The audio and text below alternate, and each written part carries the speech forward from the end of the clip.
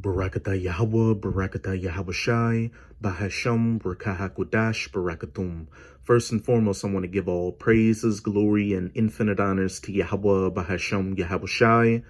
Double honors to the apostles and elders, a great millstone who rule and teach well, and peace and salutations to you sincere Akim out there, pushing this word in truth and sincerity to the four corners of the globe. May you brothers endure until the end.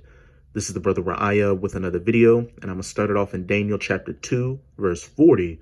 And this is dealing with the dream that King Nebuchadnezzar of the ancient Neo-Babylonian Empire had about that statue made of gold, silver, brass, iron, and that iron mixed with miry clay that the prophet Daniel interpreted for him. And this was dealing with the heathen kingdoms that would be in rulership before the ushering in of the kingdom of heaven under the true children of Israel, who are the so-called Negroes, Latinos, and Native Americans. You had the head of gold, which was the Neo-Babylonian Empire, the breasts and the arms of silver, the Medo-Persian Empire, the belly and the thighs of brass, the Grecian Edomite Empire, and as it says in verse 4, those legs made of iron, the ancient pagan Roman Empire, which was also ruled by the biblical Edomites, who are known as the so-called white people today.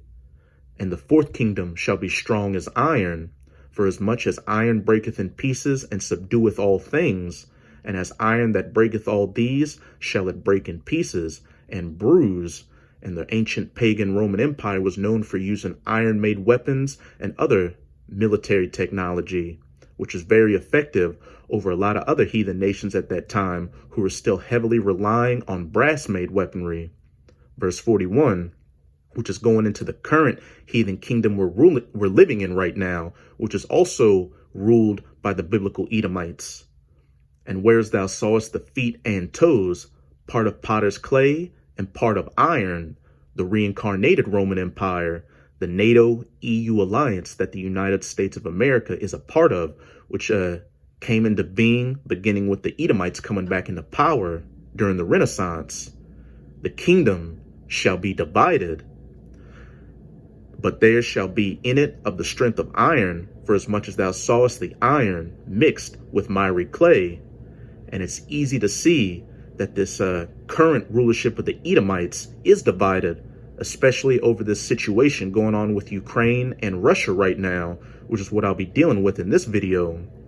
You've got some European Edomite nations that want to side with the United States of America and go against Russia over Ukraine. And then you've got other nations like France and Germany that don't want to go as hard on Russia because they've got a lot of lucrative political and economic ties with Russia.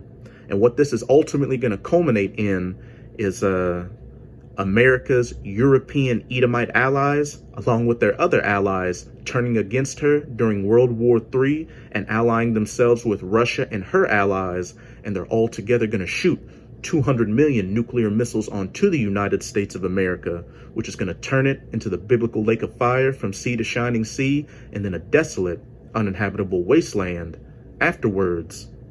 And as the toes of the feet were part of iron and part of clay, so the kingdom shall be partly strong and partly broken. And those toes that were part of iron are talking about the stronger nations in this reincarnated Roman Empire, like the United States of America, Britain, France, Germany, etc., etc.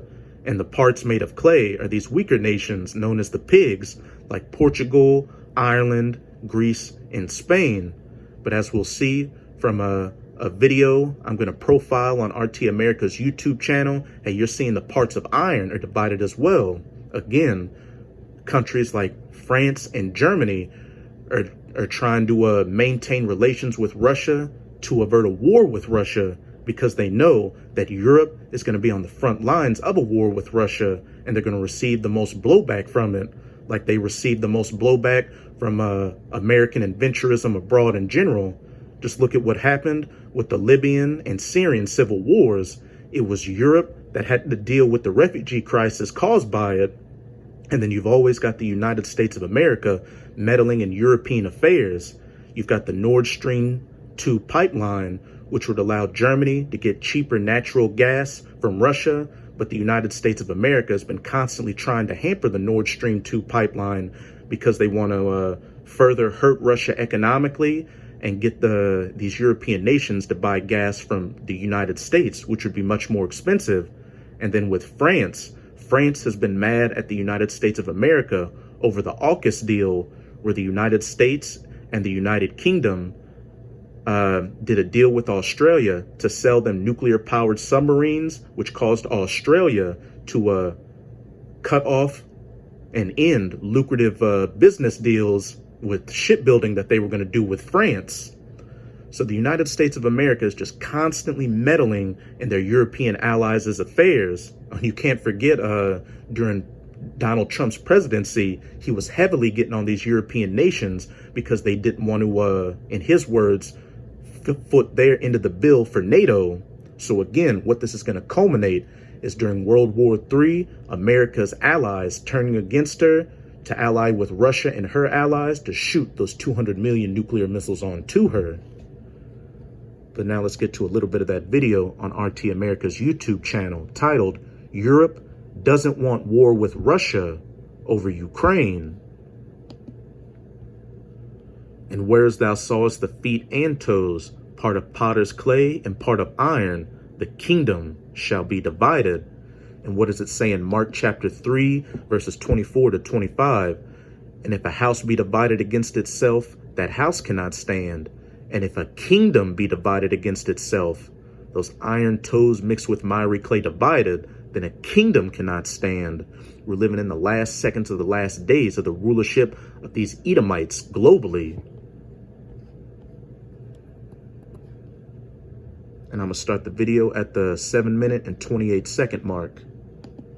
So joining me now is Professor Peter Kuznick, Professor of History at American University. We're going to talk about that other meeting. We've got Putin and Emmanuel Macron. Professor, when this entire mess first started, you had France and Germany opposed to any kind of conflict with Russia and Ukraine. France and Germany are not only NATO powerhouses, but we know that they're also the most powerful in the EU. France, also the only continental EU country to have nuclear bombs.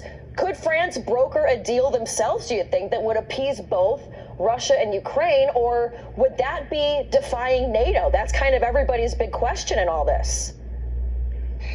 Well, you have to also remember that France and Germany were united in their opposition to the U.S. invasion of Iraq back in 2003.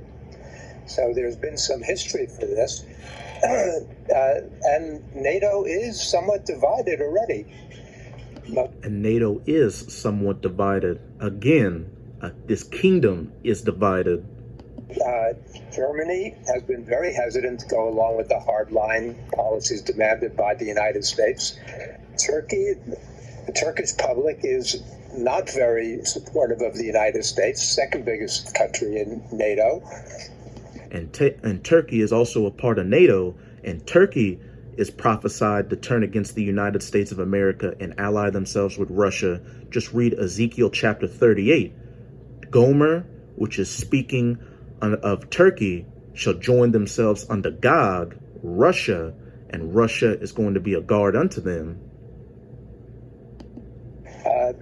France has played a very interesting role. Macron has had 5 phone conversations with Putin since December. Macron has, much more than the United States, recognized that Russia has legitimate security interests at stake in this entire debate right now, crisis that's developed. And what's most fascinating about today's meeting is that Macron talked about the Finlandization of Ukraine.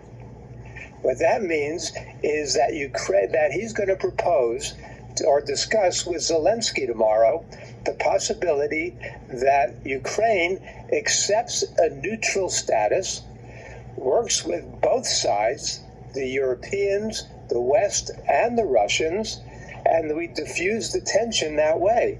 That I'm almost certain, or I am certain, would satisfy Putin right now and could be a real way out of this.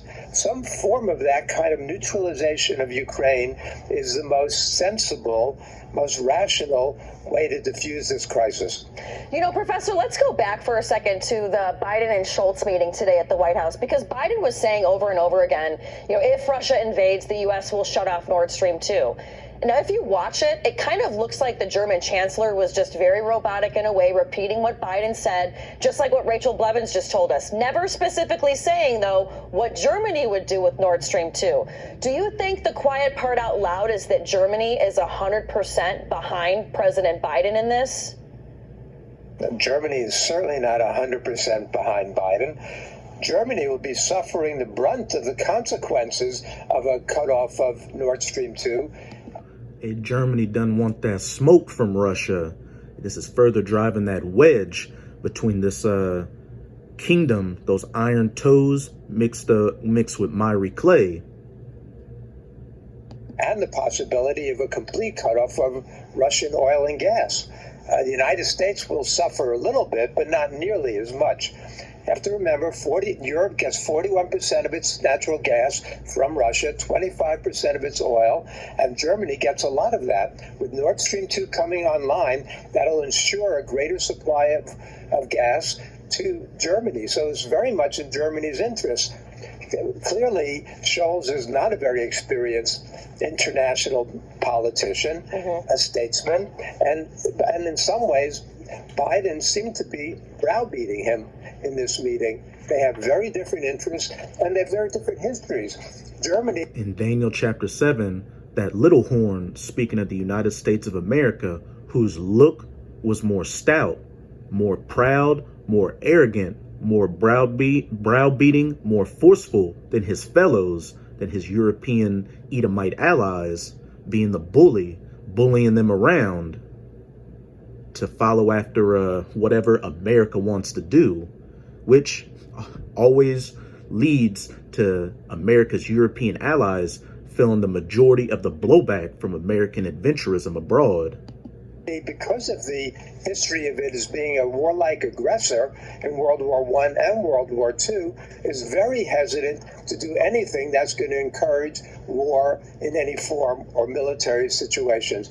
So Germany has not been sending arms to Ukraine. Germany is not even allowing Western shipments of arms to go through German airspace. There's a lot of light between the U.S. position and the German position on this. And Professor, I wanted to get this question in really quick because I think this is important. You know, French President Emmanuel Macron kept saying that France has $23 billion invested in Russia, with 600 French companies actually operating in Russia. We're seeing a lot of these little alliances all over NATO right now, but with their history, and then also...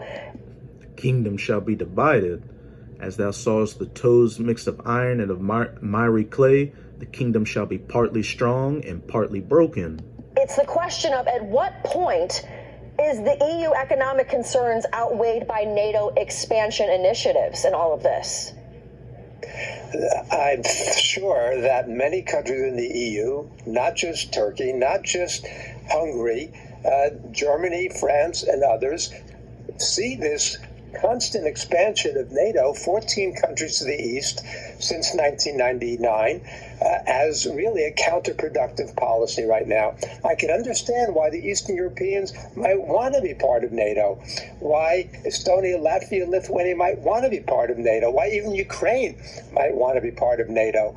But the Europeans, that Article 5 means that they all get dragged in if any one of them gets militarily involved in a war. You know, so they're talking about the potential for nuclear war with any kind of military engagement at this point. Which nuclear war, as well as World War III, that third woe, is inevitable. So I think that they can all take a step back, take a deep breath, and say, enough NATO expansion. Let's try to begin to work together to solve those problems. You have to remember, we're on the verge of the 15th anniversary of Putin's Munich speech in 2007. And And where he laid it all out back in 2007 about NATO expansion, about unipolarity, about the need for democratization in terms of appreciating the interests of all the different countries, not just the ones that want to aggressively go against Russia, but Russia's interests as well. And Professor, we're going to leave it there because we're out of time. However, great conversation. We're going to be keeping on top of this as well with you, Professor Kuznick. Thanks so much. See, with this clip, but as we can clearly see, this kingdom of the iron toes mixed with miry clay is clearly divided. And like I was saying at the beginning of the video, what it's going to culminate is during World War III, America's allies are going to turn against her and ally themselves with Russia and her allies to shoot their nuclear missiles onto the United States of America. And it remains to be seen what's going to happen with this Ukrainian situation. But know this, the main part of World War III is going to take place in the Middle East, in the Valley of Jehoshaphat, Yahweh's Shabbat, or Yahweh's judgment. And it's going to see the state of Israel and the United States of America fomenting a war with Iran, which is going to drag in Russia and her allies in on the side of Iran, and it's going to drag in America's European allies in on the side of the U.S. and the state of Israel. And these European Edomite nations don't want a war with Iran for that very same reason. They don't want to get dragged into a violent, costly war, which they believe could go nuclear, and it will go nuclear. That's going to further drive that division between them. Now let's get back into these precepts. This is the book of Obadiah. I'm going to start at verse 1 and jump around. And what does the header read? Edom will be humbled. The vision of Obadiah. Thus saith the Lord Yahweh concerning Edom, you so-called white people, you American Edomites, you European Edomites, and hey, you Russians are Edomites as well. We have heard a rumor from Yahweh, and an ambassador is sent among the heathen. Arise ye, and let us rise up against her in battle. And now I'm going to jump down to verse 7, which deals with the United States of America's European Edomite allies turning against her. All the men of thy confederacy, or your allies, have brought thee even to the border. The men that were at peace with thee, we were allies with the United States of America during the Cold War to go against the Soviet Union, have deceived thee. You've got Germany being very demure and not wanting to be vocal against going against Russia on the side of the United States of America. And then you've got France trying to build up diplomatic peace ties with Russia against what the United States of America wants to do, and prevailed against thee, ultimately allying themselves with Russia during World War III and prevailing against the United States of America, shooting those nuclear missiles onto her. They that eat thy bread, these European NATO nations and the EU receiving a lot of money from the United States of America to keep these infrastructures up, have laid a wound under thee, eventually deceiving her and turning against her and allying themselves with Russia and her allies. There is none understanding in him. This is Revelation chapter 17, verse 16. And the 10 horns, speaking of the EU or European Union, beginning back with the first 10 common markets of the EU when it was known as the European Economic Community, which thou sawest upon the beast, NATO, these shall hate the whore, the United States of America. And when you go to the beginning of this chapter, it calls her Babylon the Great, Mystery Babylon, the mother of harlots, and shall make her desolate and naked, and shall eat her flesh and burn her with fire, nuclear fire, during World War III, after they betray her and ally themselves with Russia and her allies.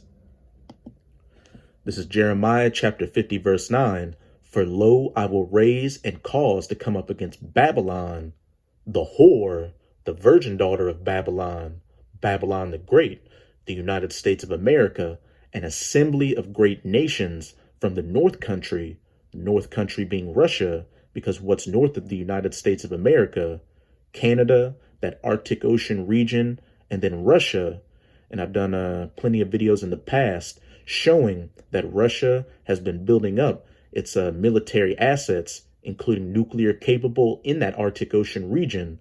And it's a well-known fact that Russia shooting missiles from itself across the north and from its assets in that Arctic Ocean region would be the shortest trajectory time for those missiles to reach the United States of America.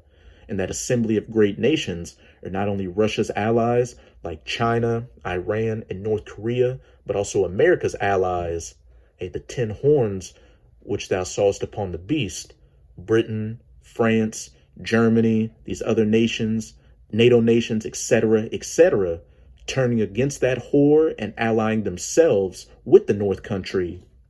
And they shall set themselves in array against her. From thence she shall be taken. Their arrows shall be as of a mighty expert man. None shall return in vain.